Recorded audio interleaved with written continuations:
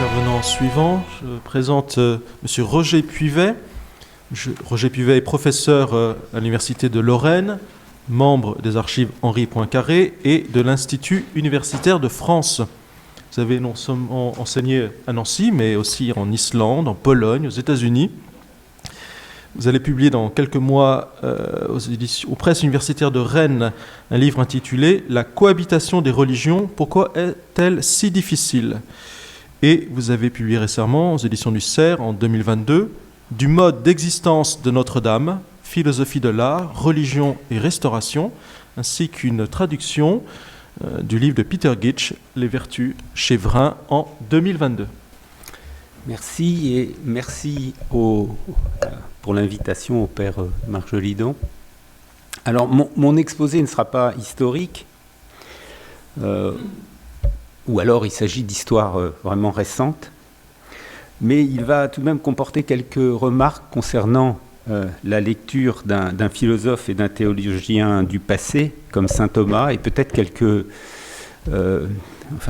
prises de position sur ce que peut constituer une authentique lecture de saint Thomas, pour reprendre des expressions qui ont été utilisées, ou la doctrine véritable de saint Thomas. Alors, ça sera aussi un exposé quelque peu exotique, puisque je vais parler du Royaume-Uni, ou au moins de la province d'Angleterre de l'ordre des prêcheurs, c'est-à-dire des Blackfriars, comme on dit là-bas. Alors, je vais commencer par une liste de noms. Peter Gitsch, dont qui a déjà été cité, Elizabeth Anscombe, Anthony Kenny, Herbert McCabe, David Brain, John Haldane, Christopher Martin, Brian Davis. Alors, ce ne sont pas des acteurs d'Hollywood, ce sont des spécialistes de saint Thomas, ou au moins des gens qui font référence à saint Thomas. Sans doute, la référence à Thomas est différente chez chacun, mais elle consiste toujours à dire que certaines des questions que nous nous posons aujourd'hui, en faisant de la philosophie aujourd'hui, se comprennent mieux par la lecture de Thomas. Et je parle bien des questions, pas forcément des réponses. Et aussi que Thomas leur donne des réponses magistrales. Mais pour éviter d'en rester à un propos vraiment général, je vais me concentrer surtout sur Herbert McCabe, parce qu'il était dominicain, et aussi du fait de son influence qui fut grande sur la formation intellectuelle des frères prêcheurs de la province anglaise à partir des années 1970, et en particulier sur deux dominicains d'aujourd'hui, je dirais, qui produisent aujourd'hui, qui sont Fergus Kerr et Brian Davis. Alors, McCabe était né en 1926, et la philosophie qu'il connaît pendant ses études est en partie, du moins, celle qu'on a commencé à dire analytique, justement, dans les années 50 du siècle dernier. Et il rejoint l'ordre des prêcheurs en 1949, il va enseigner à Oxford, il va être pendant de longues années, avec quelques vicissitudes, l'éditeur de New Blackfriars, qui est la revue thomiste anglaise, si je puis dire. Et il a une caractéristique, c'est qu'il a nettement plus publié après sa mort, en 2001, que de son vivant, puisque plusieurs de ses livres ont été édités par Brian Davis. Et je tiens McCabe pour un très remarquable philosophe et théologien, mais c'est surtout sa façon de lire saint Thomas qui m'importe ici. Et en fait, les deux choses sont en réalité difficilement séparables. Dans la préface de son livre « The Good Life, Ethics and the Pursuit of Happiness », McCabe ne revendique aucune originalité. Et il dit, je cite, « Mon but est simplement d'exposer, avec autant de fidélité et de sympathie qu'il m'est possible, une certaine tradition dans la pensée éthique. Elle est bien représentée dans la conception philosophique exposée par Thomas d'Aquin au sujet du comportement humain. » Et il ajoute immédiatement lorsque la domination, pendant plusieurs siècles, de la pensée occidentale par des doctrines cartésiennes et des doctrines empiristes apparentées se fut brisée, il devint possible pour des philosophes d'en revenir à la pensée pré-cartésienne en la comprenant mieux, en particulier à Thomas d'Aquin, et de découvrir combien une grande partie de ses écrits est proche de la façon dont on se pose des questions et répond dans un style contemporain. Donc vous comprenez bien ce qu'il dit. Il dit il devient plus facile aujourd'hui de comprendre saint Thomas qui est dans le passé grâce à ce qu'on fait aujourd'hui dans la philosophie contemporaine. Et il cite Wittgenstein. Il cite Wittgenstein comme la source de cette libération du carcan cartésien et empiriste. Puis, immédiatement, il donne une liste où se retrouvent ceux que j'ai déjà cités, Anscombe, Gitsch, Kenny, mais aussi, par exemple, Philippa Foot, Alastair MacIntyre et, peut-être plus étonnant, Gilbert Ryle. Et il ajoute encore, dans cette préface de son livre, ce que j'ai à dire semblera quelquefois étrange aux thomistes, et il met thomistes entre guillemets, aux thomistes de l'ancienne manière qui étaient, je crois, involontairement influencés par des présuppositions empiristes ou cartésiennes. Alors, j'ai publié en 1997 un petit livre qui a été réédité en 2014, qui est intitulé Après Wittgenstein, saint Thomas. Voilà, c'est ce livre-là dans la deuxième édition chez Vrin, avec une couverture que personne n'a compris. Il y a un chronomètre et en français, une boussole. Voilà. Peut-être que vous allez comprendre après quand j'ai parlé. Donc le titre était à prendre littéralement. Comment lit-on ou relit-on saint Thomas après qu'on ait lu Wittgenstein ? Et le titre signifie aussi que la lecture de Wittgenstein fait tomber aux lecteurs de Thomas leurs écailles cartésiennes. Cette idée que nous devons d'abord guérir en quelque sorte de la pensée moderne pour comprendre quelque chose à Thomas d'Aquin se retrouve chez tous ces auteurs, Anscombe, Gitsch, Kenny, Brain. Mais pourquoi la lecture d'un philosophe comme Wittgenstein pourrait-elle constituer une voie d'accès à Thomas ?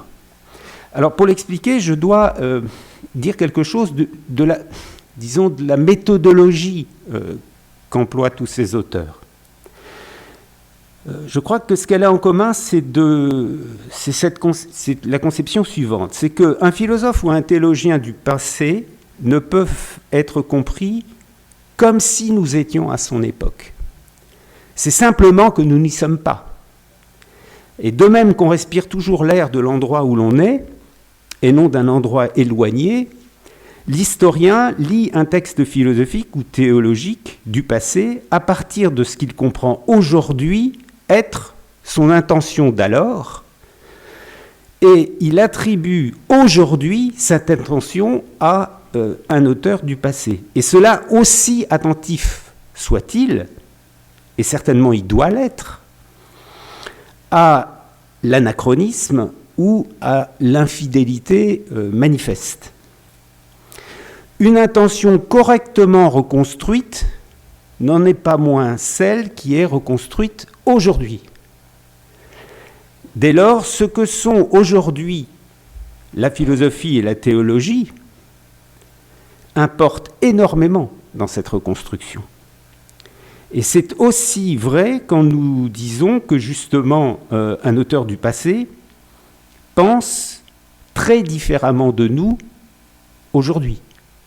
Nous disons aujourd'hui qu'un auteur du passé pensait très différemment de nous aujourd'hui.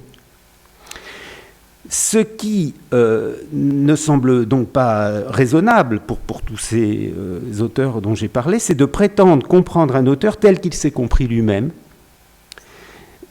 c'est-à-dire d'éliminer les conditions de la lecture actuelle d'un philosophe du passé. La lisibilité d'un texte, quel qu'il soit, n'est pas indépendante de son intelligibilité.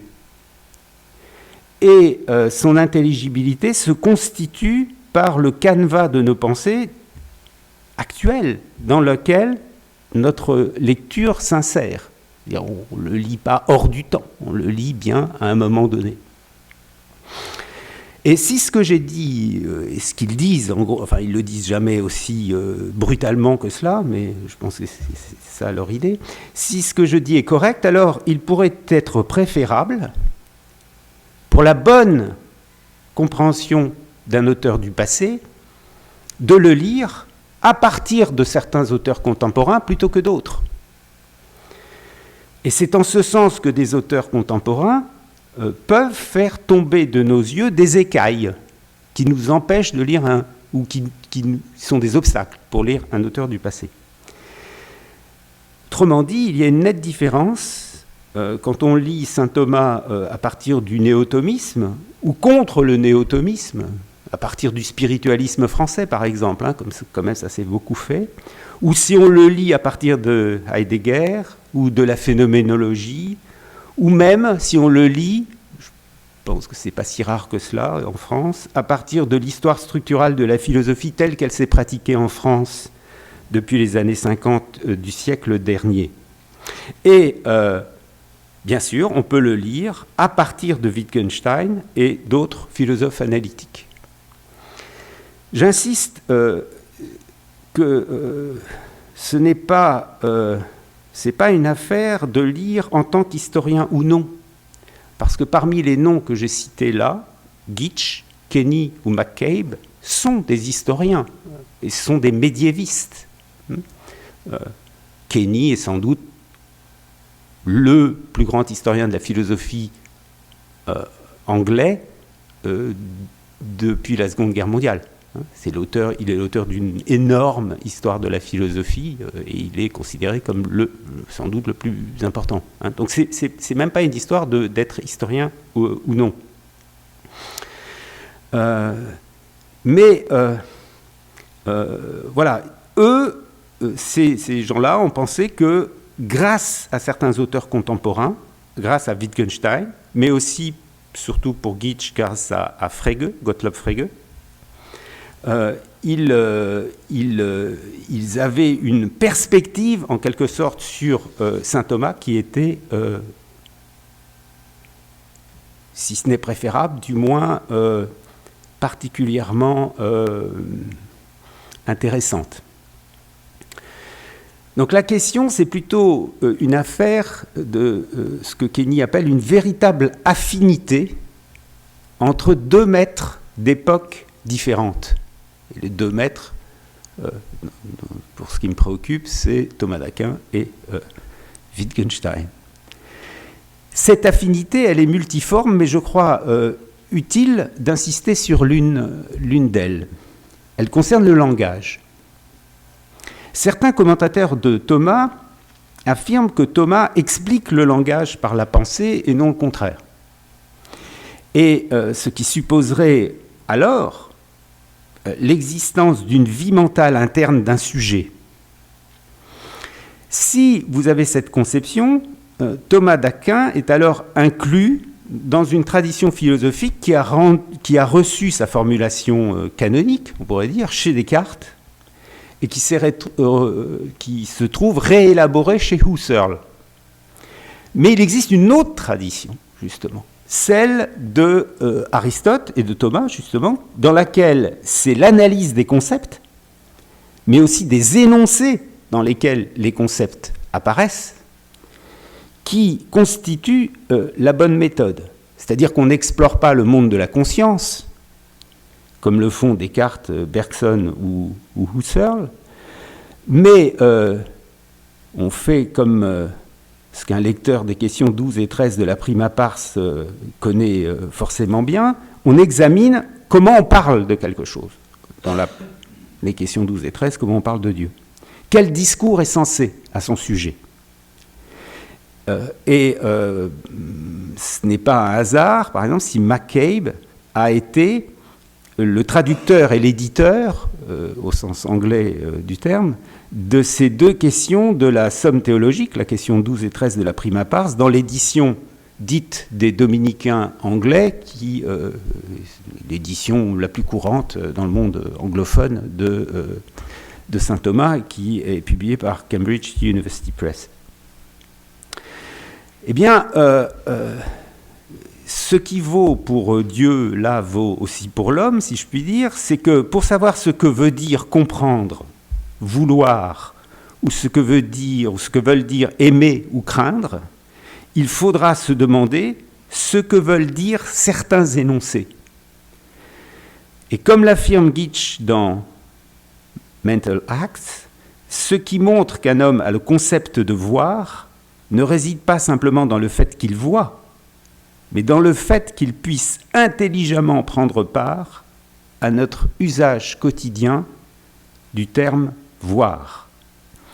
Donc si des êtres humains peuvent dire ce qu'ils pensent et ressentent, ce n'est pas parce qu'ils ont des expériences conscientes auxquelles ils auraient un accès privilégié, car les êtres humains sont des substances possédant des facultés ou des dispositions.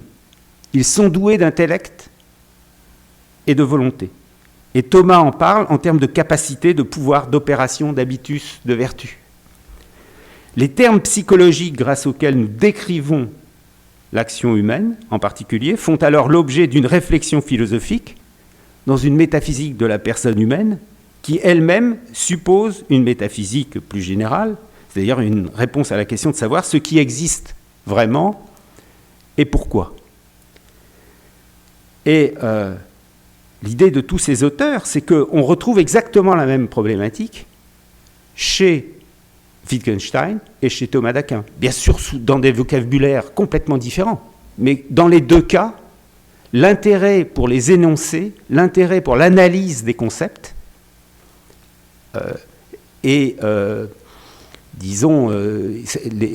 l'intérêt est le même. Donc Wittgenstein non seulement accorde une place au concept de l'esprit comme disposition d'un être vivant et d'un animal, mais il a aussi développé cette conception en élaborant des distinctions entre les pouvoirs, les capacités, les tendances de la forme de vie humaine. Et donc il n'est tout de même pas tiré par les cheveux de donner une interprétation thomiste, par exemple, de la notion wittgensteinienne de forme de vie, qui a fait couler beaucoup d'encre dans le commentaire de Wittgenstein. Car Thomas ne cherche-t-il pas à décrire différentes formes de vie, depuis celle des plantes, évidemment elles ne parlent pas en général, et des animaux non humains, jusqu'à celle de Dieu, en passant par les animaux rationnels et les anges qui, eux, parlent, même si, comme vous le savez sans doute encore beaucoup mieux que moi, pas de la même façon.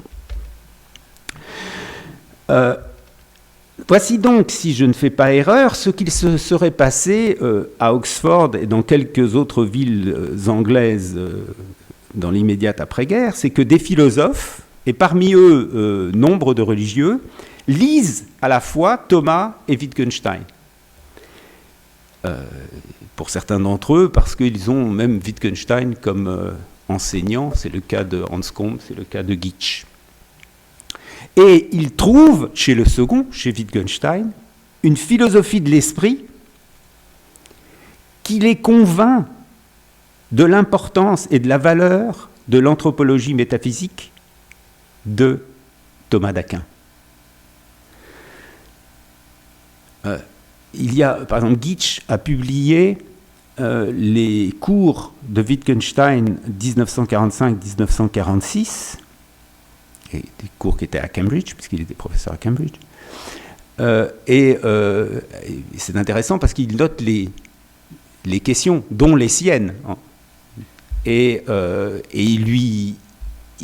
plusieurs fois, il lui dit, oui, mais ça, est-ce que c'est pas la même chose que chez Thomas d'Aquin ? Et Wittgenstein lui dit, oui, si Thomas d'Aquin dit ça, oui, moi aussi je dis ça. Donc on voit bien que... Bon, alors, comme le dit Kenny, l'importance de Wittgenstein dans l'histoire de la philosophie et en particulier de la philosophie de l'esprit, tient tout spécialement à sa critique du cadre cartésien, à l'intérieur duquel la philosophie et la psychologie ont été conduites tout au long de l'époque moderne, bien après encore la critique faite par Kant. Et Kenny ajoute, un effet parallèle de la libération de la philosophie des préjugés cartésiens par Wittgenstein est qu'elle a rendu ceux qui l'acceptent plus réceptifs aux écrits des philosophes pré-cartésiens, et en particulier à la scolastique médiévale. Cette anthropologie médiévale, en particulier celle de Thomas, serait donc finalement avantageuse, si vous voulez, pour un Wittgensteinien, parce que beaucoup ou au moins un certain nombre en sont arrivés à l'idée, c'est au moins le cas chez Kenny par exemple, que en passant de Wittgenstein à Thomas, on s'aperçoit que le second, qui venait avant, permet de mieux comprendre le premier qui venait après. C'est-à-dire que finalement, on passe de Wittgenstein à Thomas, on lit Thomas, et on comprend mieux Wittgenstein après avoir lu Thomas encore. Hein. Donc il y a une sorte de réciprocité. Alors le même phénomène que celui qu'on observe dans ce que on appelle dans la philosophie analytique, ou dans la philosophie anglo-américaine en général, la philosophie de l'esprit, le même phénomène s'observe dans la philosophie de l'action humaine. Le philosophe finlandais, alors je le prononce comme, je ne sais pas si notre collègue finlandaise est dans la salle, mais Georg von Richt, ça s'écrit von Reit, si on le prononce à l'anglaise, qui est le successeur de Wittgenstein, qui est, je crois, le plus grand philosophe finlandais. Le successeur de Wittgenstein à Cambridge, et l'ancien élève de Wittgenstein, distingue une tradition aristotélicienne, téléologique, en philosophie de l'action, et une tradition qu'il appelle galiléenne, mécaniste. Et Wittgenstein, il l'explique, appartient à la tradition aristotélicienne, tout comme saint Thomas. Et von Richt a aussi beaucoup écrit sur les vertus, par exemple. Et avec McCabe, c'est aussi cette tradition qui est poursuivie en référence explicite avec Thomas d'Aquin. Et c'est encore cette même tradition que l'on trouve plus récemment, sans doute dans un livre important dans la philosophie morale anglo-américaine contemporaine, qui est celui de Philippa Foot, qui a été traduit en français, en Suisse, et qui est intitulé « Le bien naturel », ce qui est tout de même un signe, évidemment, l'appartenance à une certaine tradition. La distinction fondamentale dans la philosophie wittgensteinienne de l'action, elle passe entre les causes et les raisons. C'est vraiment la distinction centrale. Ce qui revient à une recherche, ce qui revient finalement à une relecture des quatre causes, comme chez Aristote et Thomas, et à l'idée que l'attirance par la fin qui est poursuivie est spécifique de l'action humaine, et que sans penser cette attirance de la fin poursuivie, donc une finalité, une cause finale, un finalisme de la cause, quelque chose de téléologique, eh bien on ne peut pas comprendre l'action humaine.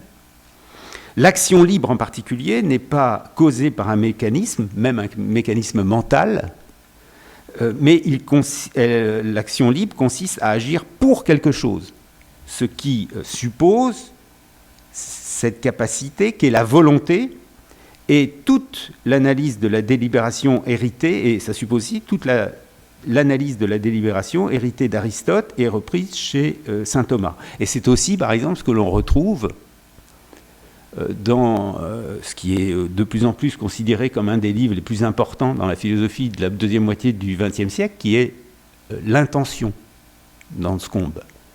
Et comme c'était au programme de l'agrégation de philosophie récemment, c'est forcément un livre important. Comme le dit John Haldane, une tendance reconnaissable dans la philosophie analytique a émergé en prenant Thomas d'Aquin très au sérieux en tant que philosophe. Et elle a puisé dans sa pensée pour l'examen rigoureux des problèmes philosophiques, aussi bien anciens, modernes que contemporains. Ces problèmes que l'empirisme analytique non seulement n'avait pas réussi à résoudre, mais dont on peut montrer qu'il les avait rendus insolubles par son usage de notions appauvries de la connaissance et de la réalité. Ce que dit là John Haldane est très important. Vous voyez, la référence à saint Thomas dans la philosophie, dans ce type de philosophie, c'est aussi une référence à l'intérieur de polémiques qui ont lieu dans la philosophie analytique.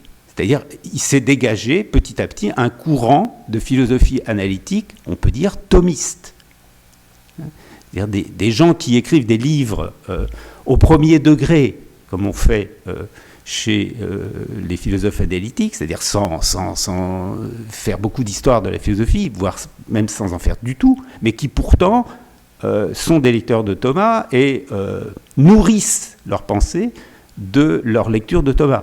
Mais ils le lisent, si je puis dire, comme on dit parfois pour les philosophes analytiques, comme si saint Thomas était leur collègue de bureau.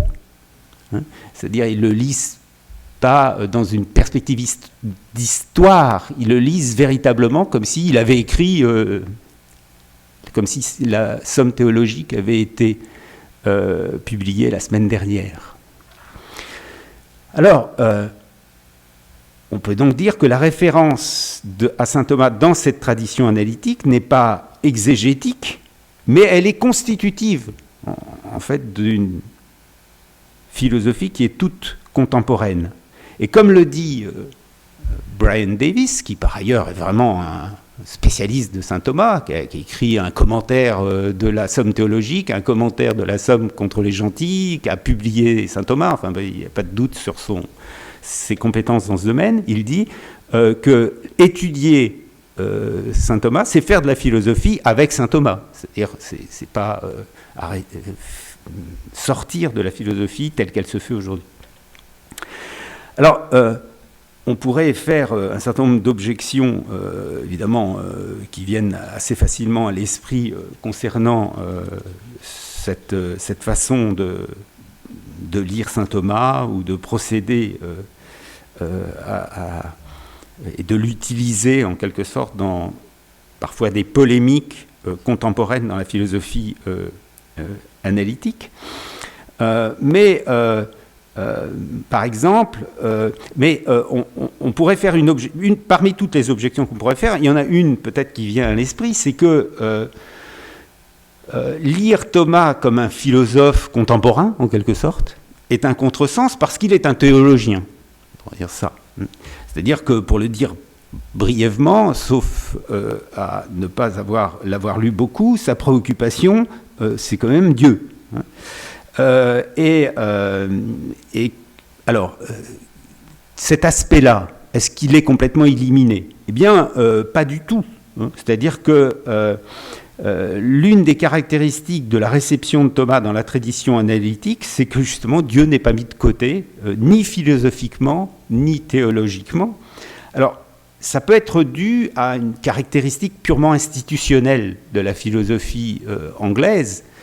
C'est comme vous le savez, il n'y a pas de rupture entre des universités d'État, laïques, tout ce que vous voulez, et puis d'autres qui sont des universités confessionnelles.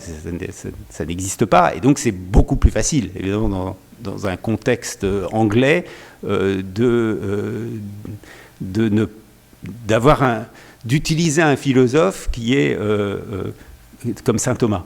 D'une certaine façon, c'est beaucoup plus facile. Mais même sur le fond,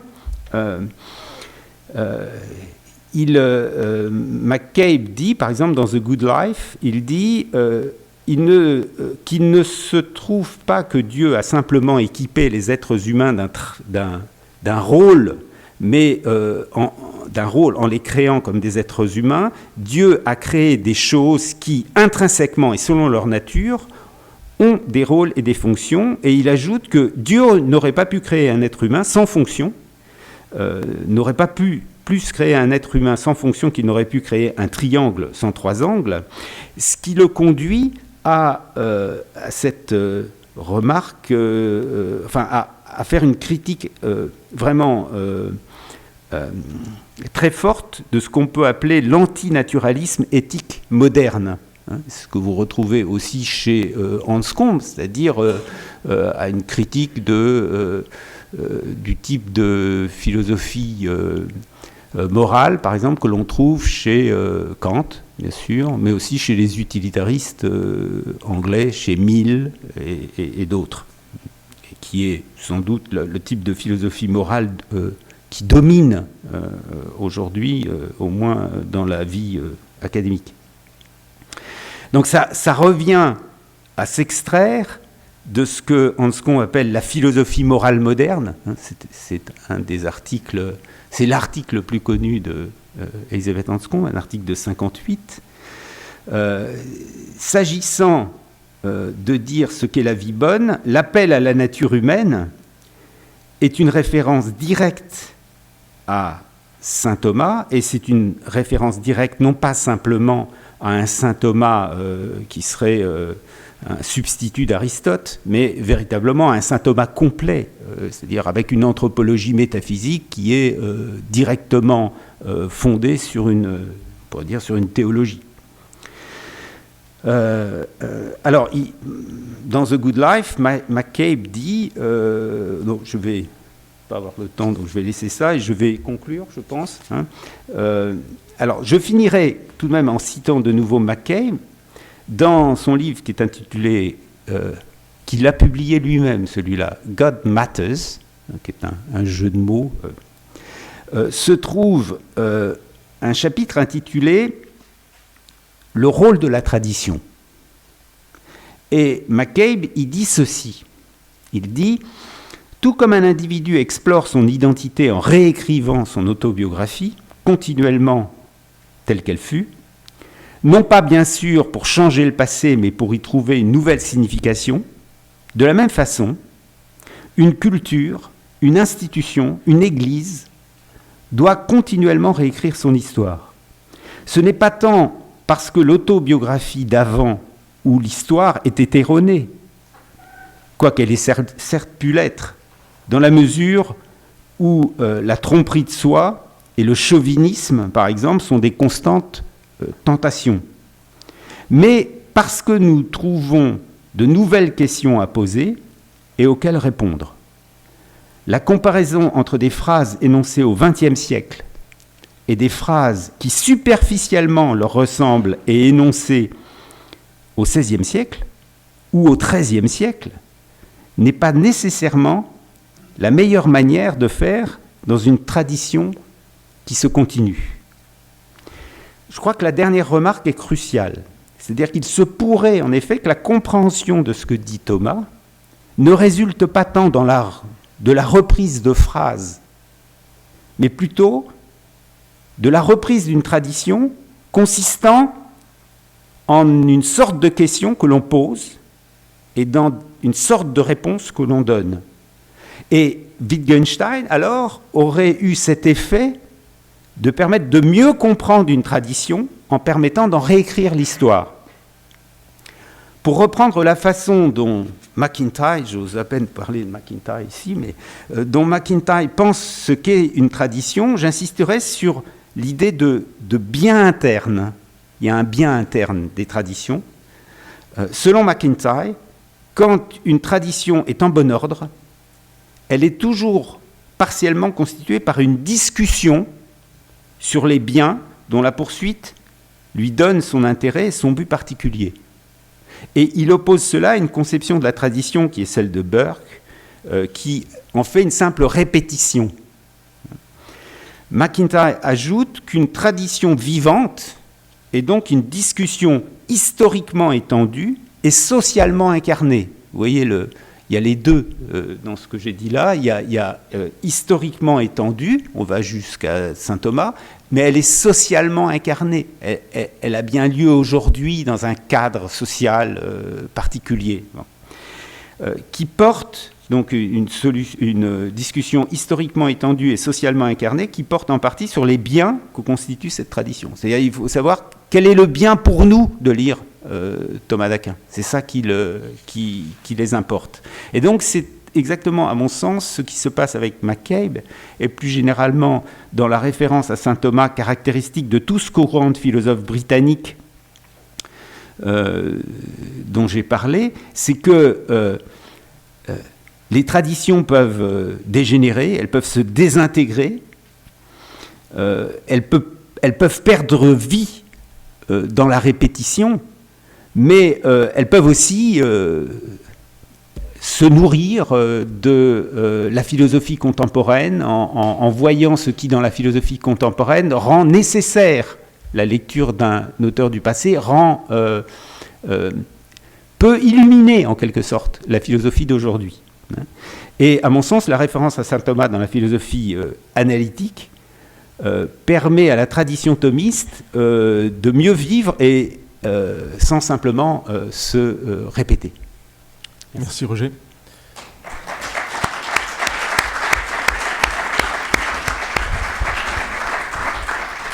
Alors, tant que j'ai le micro, en vous écoutant, Roger, en fait, ça m'a éclairé. Enfin, ce rôle dispositif de Wittgenstein, ou cette médiation de Wittgenstein pour venir à Thomas, dans la tradition analytique, je pense donc à Alasdair MacIntyre. Donc, Alasdair MacIntyre fait référence à saint Thomas, enfin, se dit thomiste à partir des années 80, donc ce qui n'est pas le cas avant. Mais dans un ouvrage des années 60, Short History of Ethics, on voit bien comment la critique wittgensteinienne du langage privé, donc d'une vision, on va dire, cartésienne du langage, et aussi la critique wittgensteinienne d'une conception de l'action mécaniste, prédispose MacIntyre à se tourner vers d'abord Aristote, et puis après vers, on le voit bien, par exemple, la question la formation du syllogisme pratique chez Aristote, puis Thomas. Enfin, c'est clair, enfin, on voit vraiment que le fait ça fait tomber des écailles et que ça le prédispose, ça le conduit à Thomas. Enfin, en tout cas, ça me paraît évident plus je le lis, oui. Oui, on peut dire ça pour MacIntyre. Par exemple, on peut le dire aussi pour Philip Afoot. Donc Philip Afoot commence à ses travaux de philosophie morale dans les années 50. Oui, c'est dans la fin des années 50, début des années 60. Elle est aujourd'hui considérée comme l'une des plus importantes philosophes, avec Hans Combe, de la philosophie morale, au moins dans le monde anglo-saxon. Mais au-delà, aujourd'hui, elle est traduite dans des tas de langues.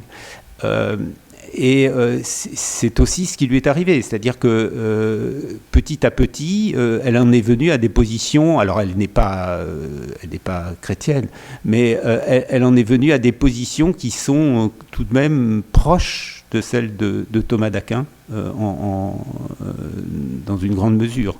Rien que le titre, vous voyez bien, du livre, Le bien naturel, en dit quelque chose. Donc, je crois qu'on a le même phénomène qu'avec MacIntyre. C'est-à-dire des gens qui s'aperçoivent petit à petit que finalement, ils en viennent à Thomas à travers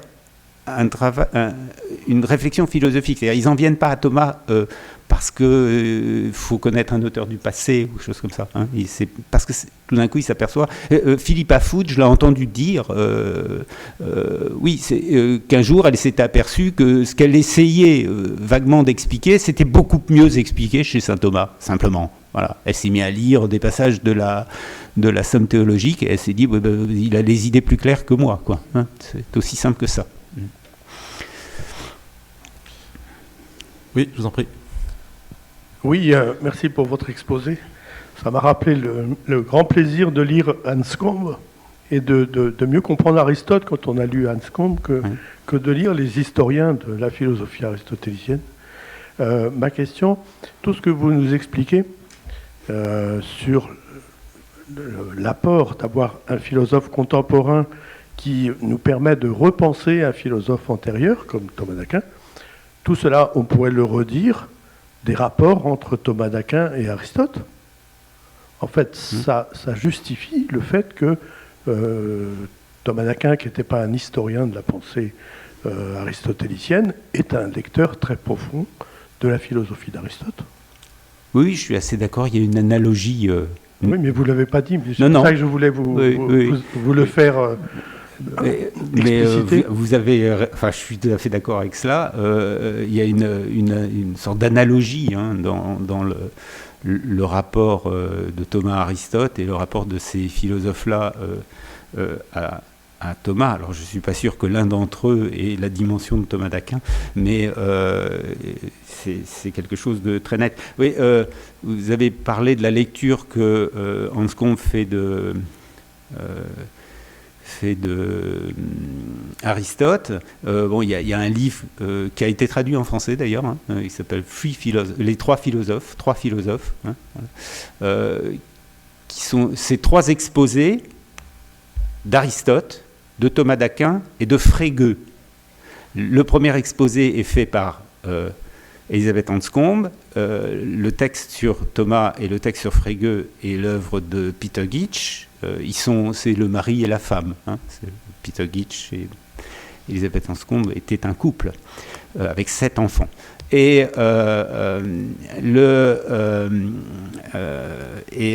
donc là, on voit bien, si vous voulez, on voit bien l'idée de mettre bout à bout ces trois auteurs. Alors Aristote, Thomas, on comprend mieux, mais pourquoi Frege? Donc, parce que Gitsch fait une lecture qui est au moins aussi frégéenne que wittgensteinienne de Thomas d'Aquin. C'est-à-dire qu'il a l'idée qu'une grande partie de ce que dit Thomas d'Aquin devient bien plus compréhensible une fois qu'on a lu Frege.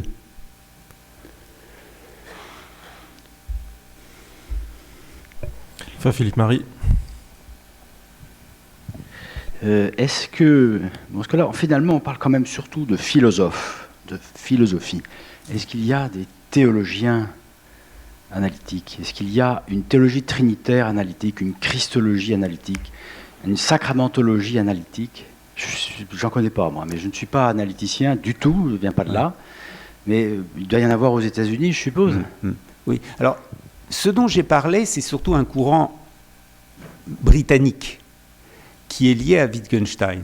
Mais il y a qui s'est greffé là-dessus d'une certaine façon et qui est apparu alors beaucoup plus récemment, il y a une trentaine d'années, ce qu'on appelle de la théologie analytique. Il existe même 2 revues de théologie analytique, dont l'une s'appelle Theologica et qui se trouve même, enfin, qui est en ligne et qui c'est l'Université catholique de Louvain qui a qui sert d'appui. Donc, effectivement, il y a une réflexion sur par exemple, la Trinité, qui est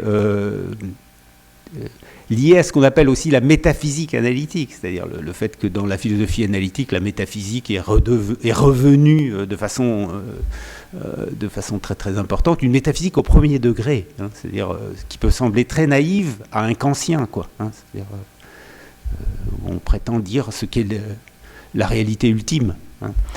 Donc ça c'est revenu, et la théologie analytique est revenue de la même façon, avec, je dirais, les mêmes clivages.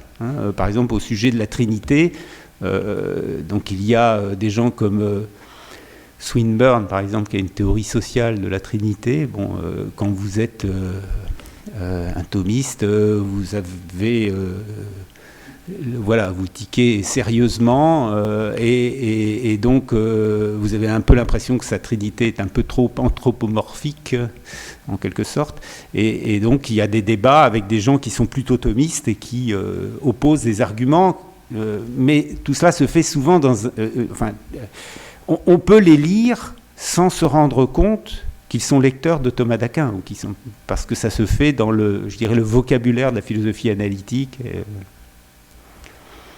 Dernière question.